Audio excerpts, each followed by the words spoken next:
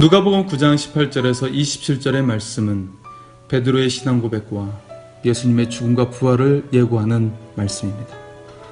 누가는 단순히 예수님께서 따로 기도하실 때라고 되어 있지만 마테오와 마가는 가이사랴 빌립보 지방에 있을 때 이루어진 대화라고 구체적으로 밝히고 있습니다. 예수님은 과연 누구신가?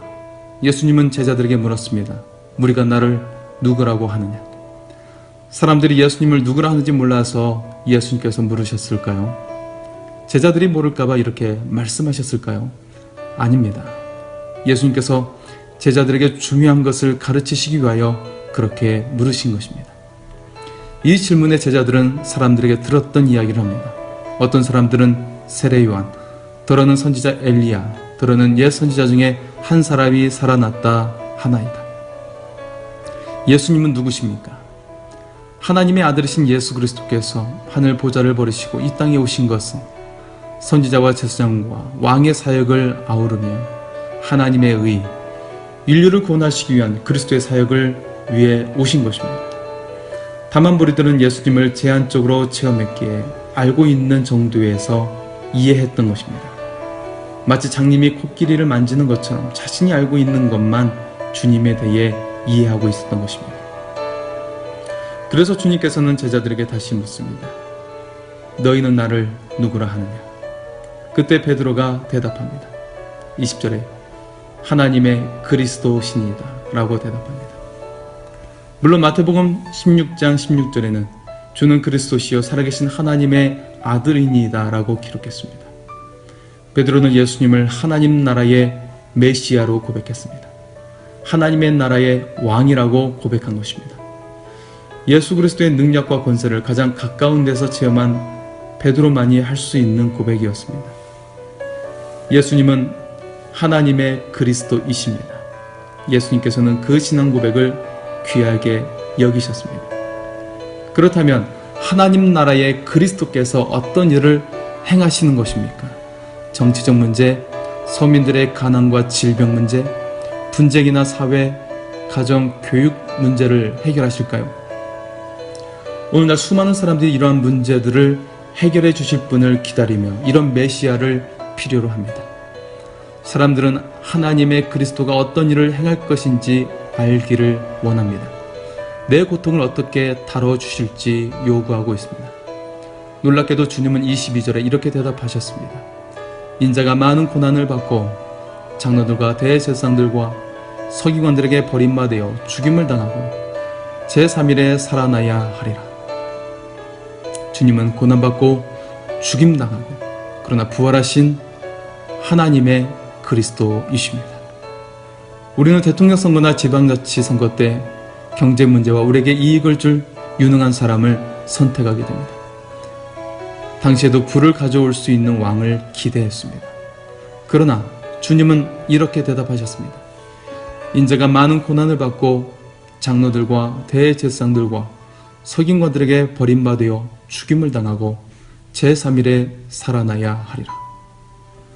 만약 우리가 선택해야 할 지도자가 이런 말을 한다면 어떻게 생각하시겠습니까?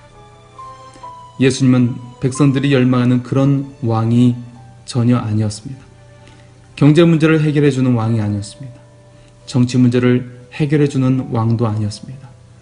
죽기까지 고난받고 가장 비참한 십자가의 사형을 당하고 마침내 죽은 자 가운데서 부활하실 왕이라고 말씀하십니다. 주님의 말씀에 마태복음에서는 베드로가 항변하듯 그렇지 않을 것이라고 대들었습니다. 가룟 유다 역시 대실망이었을 것입니다. 이때 가룟 유다의 마음속에는 예수님을 배반하려는 마음이 들어왔을지도 모릅니다. 주님은 결국 온 인류를 구원하시기 위한 희생제물이 되어 십자가에 죽으셨습니다. 그리고 하나님께서는 사망에서 살려내 이기게 하시고 예수 그리스도를 온 인류의 구원의 주님이 되게 하셨습니다. 주님은 온 인류의 죄를 감당하시고 죄의 종에서 벗어나게 해주신 우리의 왕이 되셨습니다. 하나님의 생각은 이처럼 세상의 생각과 다릅니다. 따라서 이제 제자들에게 중대한 결단이 필요했습니다. 세상의 생각을 가지고 주님을 따를 수 없습니다. 그래서 주님은 제자들에게 23절에 중요한 말씀을 하십니다. 아무든지 나를 따라오려거든 자기를 부인하고 날마다 제 십자가를 지고 나를 쫓을 것이니라. 주님은 우리에게 자기를 부인하고 자기 십자가를 지고 예수님을 쫓으라고 하십니다. 누구든지 주를 따라가려면 자기를 부인해야 합니다. 제자들이 주님의 부르심을 받고 따랐을 때 그들은 더 나은 자기를 성취하기 위하여 따랐습니다. 어떤 사람은 앞제로부터 해방되기를 원했습니다. 물질적인 부유함을 얻고 싶은 사람도 있었습니다. 더 나은 지위를 위해 예수님을 따른 사람도 있었습니다. 그러나 주님께서 이 땅에 오신 목적은 제자들이 이런 꿈을 이루기 위해 오신 것이 아니라 하나님의 뜻을 이루기 위해 오신 것입니다. 제자들은 하나님의 뜻이 이루어지도록 부름받은 일꾼입니다.